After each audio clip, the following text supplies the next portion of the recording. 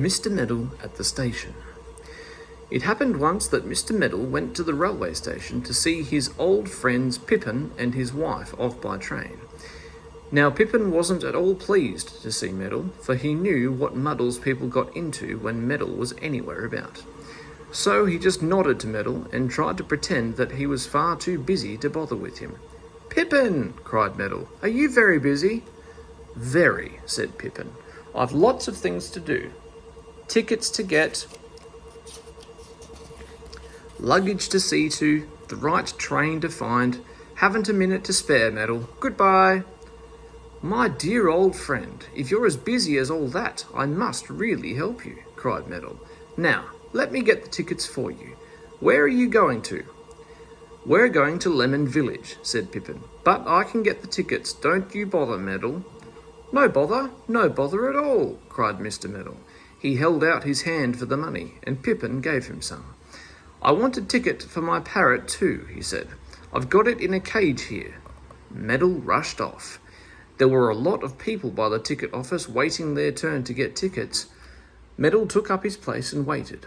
At last he got to the ticket man. "Where to?" asked the man impatiently. Mr. Meddle frowned. Now, where did Pippin say he and his wife were going to? 2 tickets for Orangetown and an extra ticket for a canary," said Meddle at last. He paid for the tickets and rushed back. On the way, he thought he would try and find out what platform the train left from.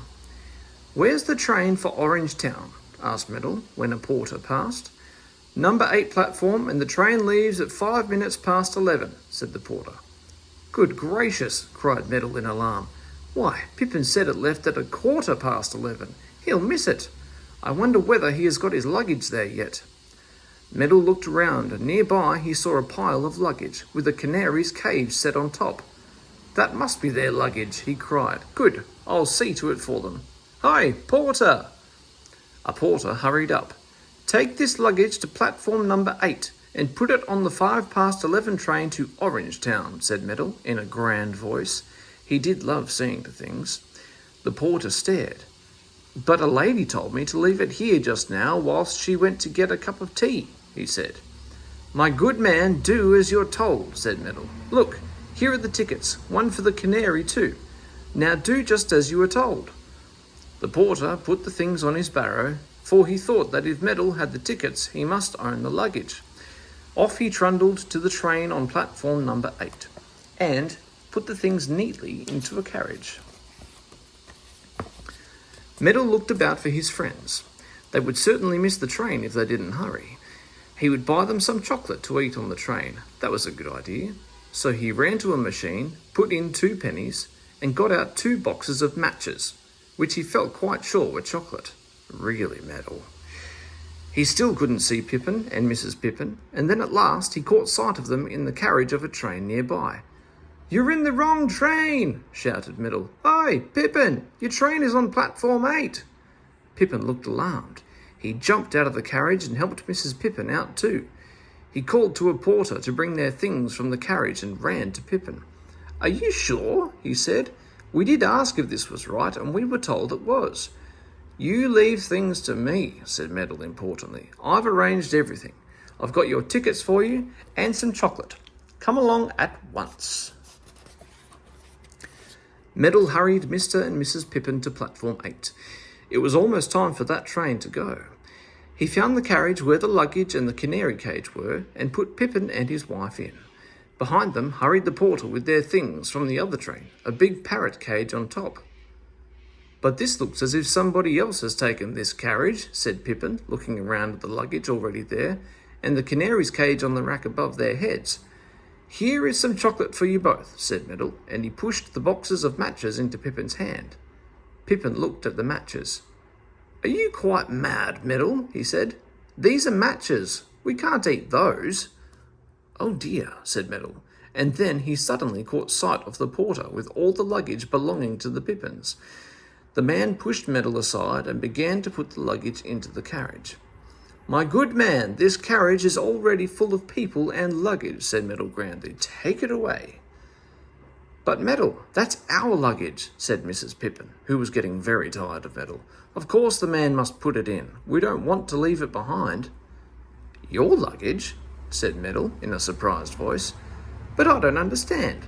Surely all this is yours that I got the other porter to put here. And see, there's your canary cage." "Canary cage?" snorted Pippin.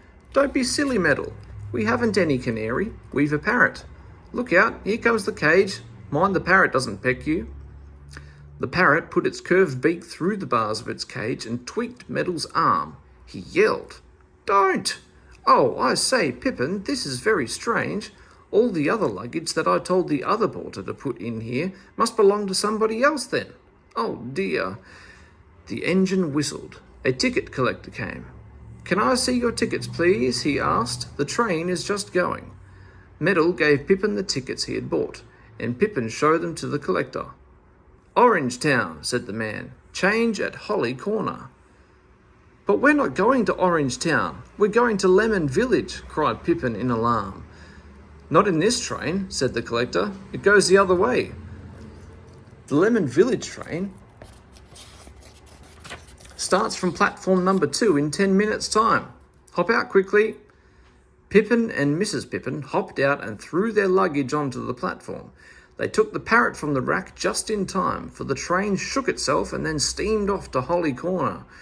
All the other luggage, canary and all, went off in the empty carriage.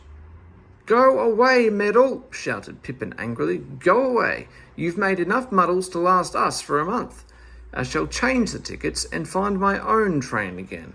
Taking tickets to Orange Town indeed, when we wanted Lemon Village, and buying a canary's ticket when we wanted the parrot's. Here, take your matches. We don't want them." Biff smack! The 2 boxes hit Metal on the nose. Then Pippin and his wife hurried to platform number 2 with their luggage, and Pippin sent the porter to change the tickets. There was just time. Metal felt very hurt. He thought he had better vanish away. But what was this? A porter came up to him with a large, fierce-looking lady. "Here's the fellow that told me to put your luggage and your canary into the train for Orange Town," said the porter. "They've gone now, madam." "Oh, they have they?" said the large, fierce lady, and she took Mr. Metal by his long nose. "I suppose you are one of these meddling, interfering people who just make trouble for everybody. Well, you come along with me and we'll see what the station master has to say to you." The station master said a lot, and in the end Mr. Metal had to buy himself a ticket to Orange Town and go fetch the luggage and the canary he had sent there. He felt very upset indeed. "I'll never bother to help anyone again," he vowed. "I really, really won't." But he just can't keep that long nose of his out of other people's business.